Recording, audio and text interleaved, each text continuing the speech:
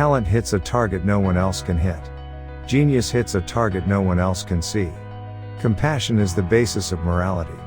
All truth passes through 3 stages. First, it is ridiculed. Second, it is violently opposed. Third, it is accepted as self-evident.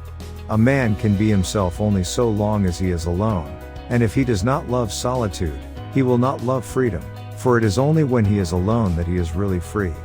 Mostly it is loss which teaches us about the worth of things. Happiness consists in frequent repetition of pleasure. Every man takes the limits of his own field of vision for the limits of the world.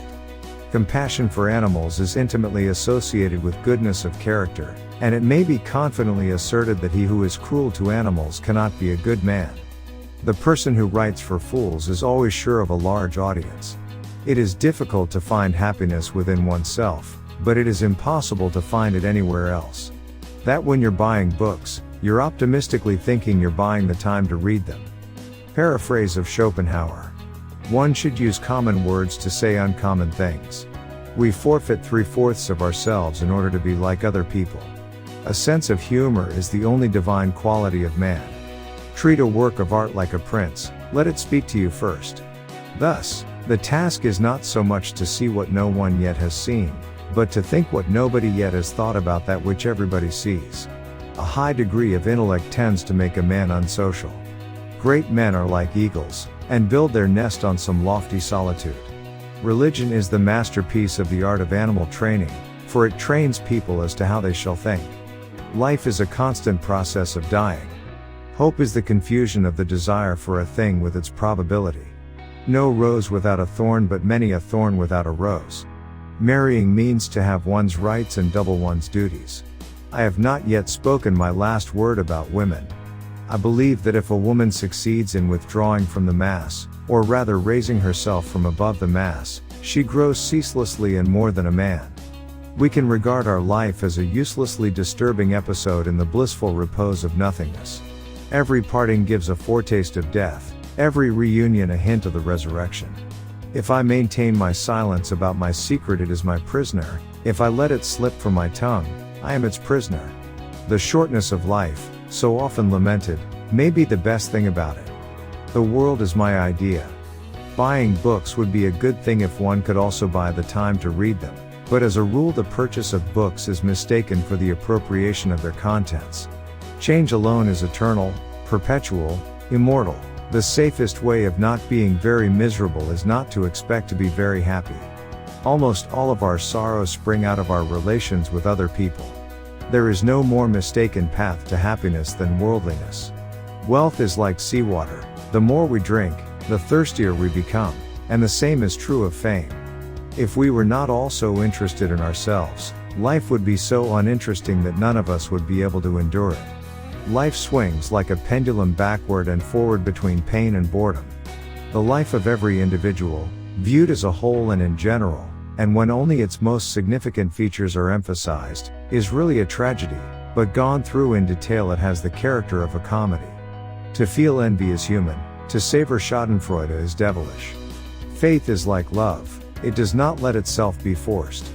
He who writes carelessly confesses thereby at the very outset that he does not attach much importance to his own thoughts.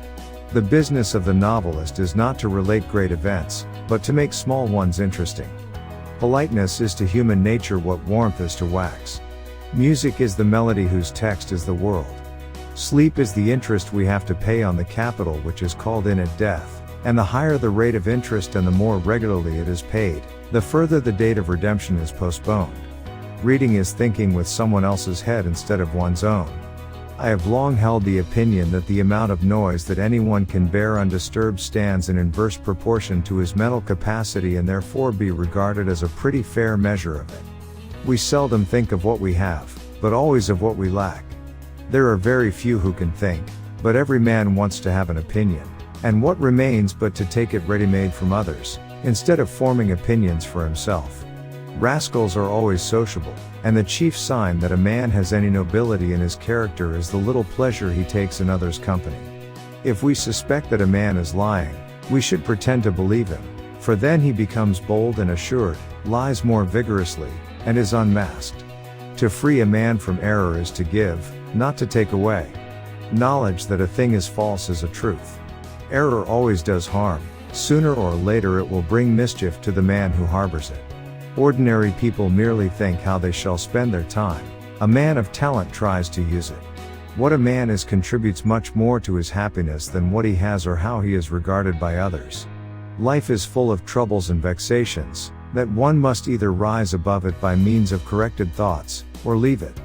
Men are the devils of the earth, and the animals are its tormented souls.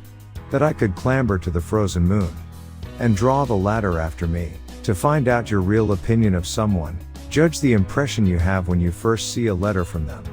There is some wisdom in taking a gloomy view, in looking upon the world as a kind of hell, and in confining one's efforts to securing a little room that shall not be exposed to the fire.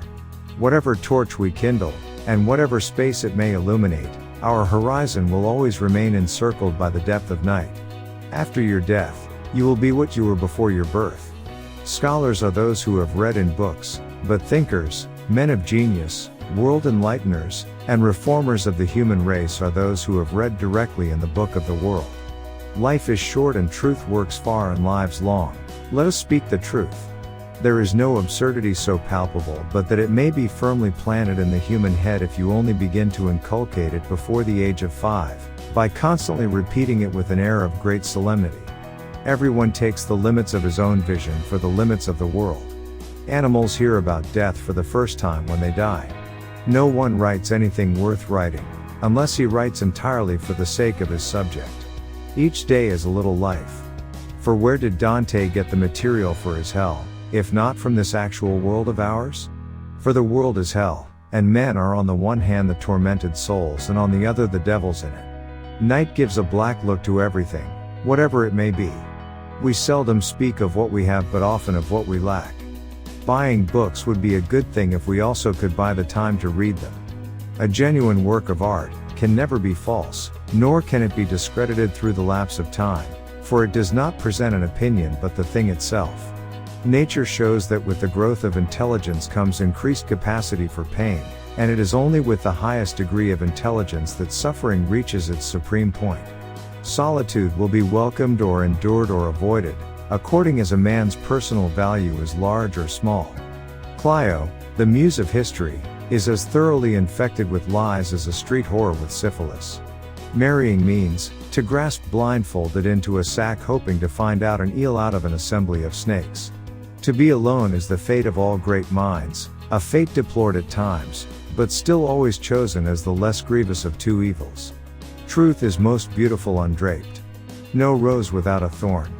Yes, but many a thorn without a rose. In our monogamous part of the world, to marry means to have one's rights and double one's duties.